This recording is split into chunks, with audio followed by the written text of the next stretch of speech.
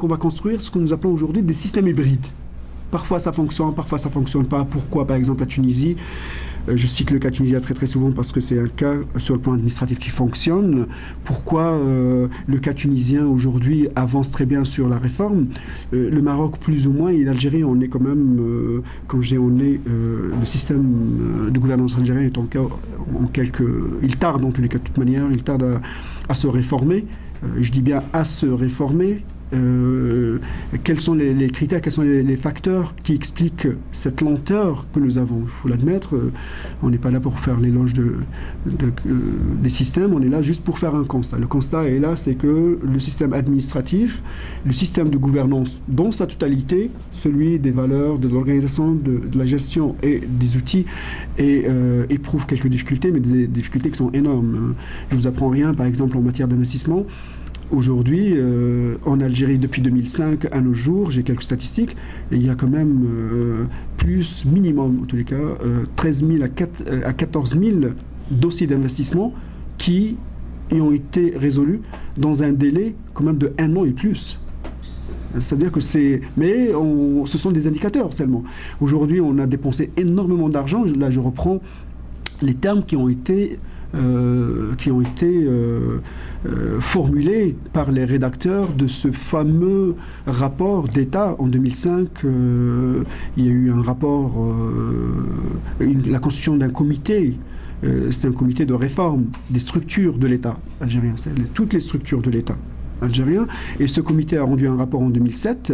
Dans ce rapport-là, il est explicitement dit que la réforme administrative en Algérie, c'est la pierre angulaire du développement, certes, et on reconnaît ça, tous les rédacteurs. Il y en avait 70 membres de tous les... Et c'est un comité qui a été installé par la présidence en plus. C'est-à-dire il avait une carte blanche. Vous savez, dans certains pays, c'est juste un petit secrétariat quelque part à la modernisation. En Algérie, c'est la présidence. En Tunisie, c'est la présidence tunisienne qui a piloté et qui pilote encore le dossier de la réforme. Je connais très très bien le dossier. Je pense Asma Amer est là aussi pour attester, puisque nous participons tous les deux à un programme qui a été mis en place en Tunisie pour la formation des hauts cadres de la République. On arrive jusqu'à la formation que les hauts cadres de la République se déplacent à un institut créé spécialement pour eux, avec des formateurs qui sont sélectionnés au bout des doigts, qui apprend, on va dire ça entre parenthèses, qui partage avec les hauts cadres sur tous les dossiers sécuritaires, les dossiers de l'économie, les dossiers de l'administration générale, les dossiers des TI, des technologies de l'information et des communications, de tous les... et qui sont sélectionnés par la présidence tunisienne elle-même. Et donc en Algérie, il y a eu une démarche en 2005 dans ce sens. Au Maroc, il y a eu aussi une démarche qui commence à donner des résultats significatifs. Il y a une avancée considérable par rapport aux autres pays de la région, notamment tout ce qui concerne, par exemple, les transactions électroniques du gouvernement, ce qu'on appelle le e-gov, le gouvernement électronique, ce qu'ils appellent l'administration électronique, parce que le gouvernement, ça fait un peu trop politique. Et ça fait partie aussi des valeurs. Ça fait partie des valeurs. Quand les politiques, ce que nous appelons les décideurs en Algérie, ne veulent pas utiliser tel ou tel concept, c'est parce qu'ils les interpellent dans leurs valeurs. Et c'est tout à fait légitime, tout à fait normal. En France, l'an dernier, j'ai quand même passé 1 an à l'ENA de Paris, à l'ENA de Strasbourg, dans le cadre de la chaire dont je suis titulaire. Et donc, j'ai eu l'occasion de rencontrer quelques hauts responsables de la République. C'est la même chose. Ils ont aussi tout ce qui concerne performance dans la gestion publique, tout ce qui concerne les indicateurs, les tableaux de bord de gestion, tout ça.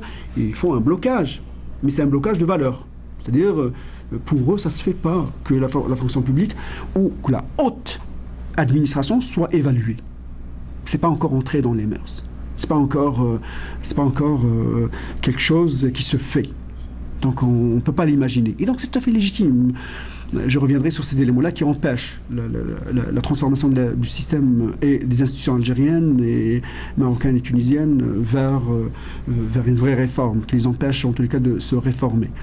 Et donc dans ce rapport, pour revenir là-dessus, dans ce rapport qui a été, et c'est un rapport volumineux, 70 personnes qui ont été mandatées par le président de la République, ayant un mandat, je dirais trop général à mon goût, mais on peut dire précis par rapport à un mandat, une mission, c'est d'aller rencontrer tous les ministres tous les secrétaires généraux, tous les responsables des dossiers stratégiques et de voir avec eux pourquoi, par exemple, des décisions d'investissement attendent sur le bureau un an et plus. Pourquoi 13 000 à 14 000 décisions en 2005 attendaient au moment où on avait besoin de l'investissement, les IDE, les investissements directs à l'étranger. Et donc, mais il y a des raisons, là. Bien sûr, le commun des mortels, nous que nous sommes, on voit ça comme une lenteur administrative, une bureaucratie malsaine. Mais derrière ça, je peux vous dire qu'il y a des complexités, et il y a des complications, et il y a un niveau de complexité qui est extrêmement difficile à cerner de manière, j'allais dire, systématique, de manière structurée, organisée, pour qu'on puisse le faire bouger. Parce qu'il faut comprendre qu'est-ce qui se passe pour faire bouger les choses, pour ne pas ajouter à la complexité de l'intellectuel. Bien sûr, il y a deux facteurs aujourd'hui qui sont en train de condamner ces institutions à l'évolution.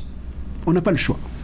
Je rencontre au passage à Alger ou à Paris quelques décideurs, et puis ils se posent la question, est-ce qu'on doit ?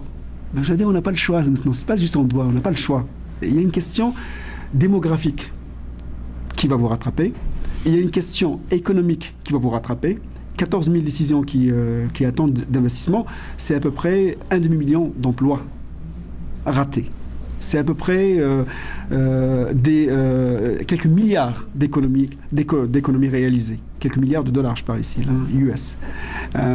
C'est une frustration sociale et j'allais dire, des complexités même juridico-administratives et juridico-politiques et économiques et sécuritaires à élucider, à faire sortir. Mais pourquoi on n'est pas capable de faire ça ? Les institutions internationales vont agir sur le système algérien de 3 manières, qu'ils le veuillent ou non. Il y a une manière mimétique. On voit que nos amis tunisiens sont en train d'avancer. Et par mimétisme, on appelle ça le mimétisme. Je vais faire comme Beria parce que dans sa façon de faire les choses, elle progresse mieux. Donc je vais faire comme elle. On appelle ça un système mimétique. Donc de toute manière, je dirais pas chauvin que nous sommes, mais par jalousie peut-être aussi collective, par imaginaire. On va le faire. On va finir un jour ou l'autre par dire on va le faire et encore mieux. Donc il y a ce mimétisme-là qui a fonctionné, super bien fonctionné dans les pays de l'OCDE. La France a fait comme le Canada a fait comme l'Australie a fait comme la Nouvelle-Zélande n'avait pas le choix. La Nouvelle-Zélande, c'était la crise, c'était on va réformer le système ou on va déposer les clés. C'est-à-dire il y avait la banqueroute, il y avait le risque de faillite. Bien sûr, on est loin, hein. En Algérie, on est loin de la faillite. Parce qu'il y a un potentiel, il y a un gisement à la fois aurifère, pétrolier ou pétrolifère et tout ce qu'on veut. On dit la mondialisation c'est pas pour demain, la banqueroute c'est pas pour demain et on va reculer les choses. Mais un jour ou l'autre, les institutions internationales, par le nombre de traités, par le nombre d'accords bilatéraux et multilatéraux, on va se normaliser. Ça c'est le deuxième processus. On ne va pas juste imiter ce qui fonctionne, mais en plus de ça, on va peut-être essayer de se donner une norme. Et dans les dossiers de l'environnement, ça fonctionne super bien.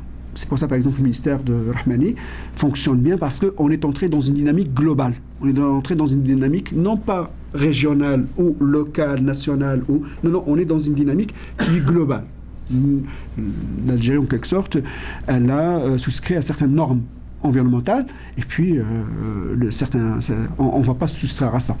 On aura toujours 2 poids 2 mesures. Hein. Il y aura toujours ceux qui vont dicter les normes et ceux qui vont les subir plutôt, mais ils vont les subir de manière normale, ou normée, devrais-je dire. Il y a une norme et on va essayer de satisfaire à la norme. Et puis il y a un troisième processus qui est un processus coercitif. Dans certains, ça s'applique plus à la Tunisie et le Maroc. Parce que les fonds ne sont pas là, parce que les bailleurs de fonds auront toujours un mot à dire. La Banque mondiale a déjà essayé avec l'Algérie, avec les PAS, si vous vous rappelez, les plans d'ajustement structurel dans les années 90, 92, 94 jusqu'à 96, la Banque mondiale ne négociait pas avec l'Algérie. La Banque mondiale dictait aux dirigeants algériens ce qu'ils devaient faire. Dans un papier que nous avons signé, Joseph Fakal, Hatimé et moi-même, on a démontré comment, avec un pouvoir coercitif, parce que les dirigeants algériens à l'époque n'avaient pas de pouvoir de négociation,